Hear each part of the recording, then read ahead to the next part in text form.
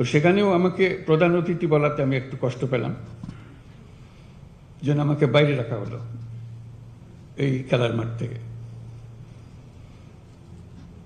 হওয়া উচিত ছিল তো আমার খেলার ক্যাপ্টেন, কিন্তু আমার করলে অতিথি। আমি অতিথি হিসেবে বক্তব্য রাখতে চাই না, আমি ক্যাপ্টেন হিসেবে বক্তব্য রাখতে চাই আমাদের করোনা।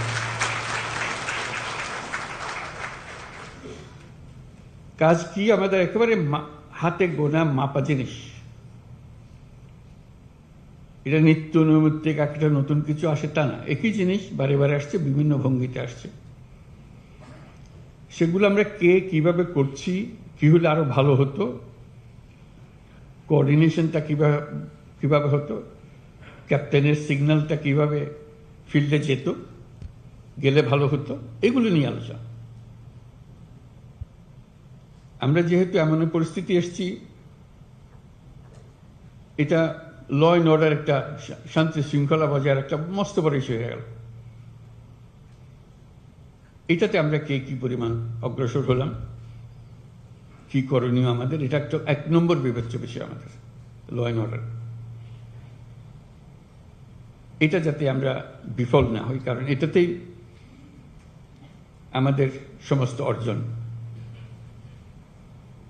সফলভাবে অর্জন হতে পারে অথবা বিফলতায় পর্যবসিত হতে পারে। সেটা কি কোঅর্ডিনেশন হলে, কিভাবে হলে, এটা নিয়ে এই সম্মেলনে আলোচনা হোক। ফিরে যাওয়ার পরে যেন এটা আর বোঝাবুঝির মধ্যে কোনো গলদ না থাকে। আমরা সেখানে কি কি বিষয় অন্তর্ভুক্ত সেগুলো তোমাদের খুব ভালো করে জানা আছে।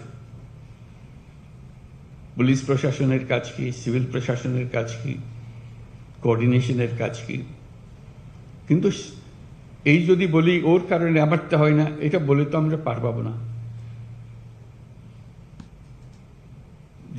যেহেতু জেলার দায়িত্ব সামগ্রিকভাবে একজনের উপরে, তার সঙ্গে কোঅর্ডিনেশন করেই করতে হয় সবকিছু।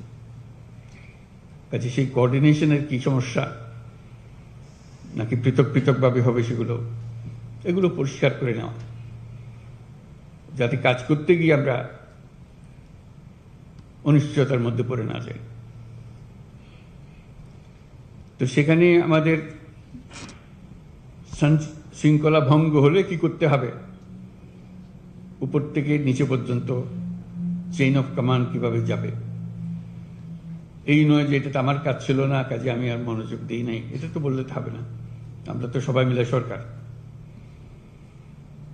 এটার থেকে আমাদের উদ্ধার করতেই হবে।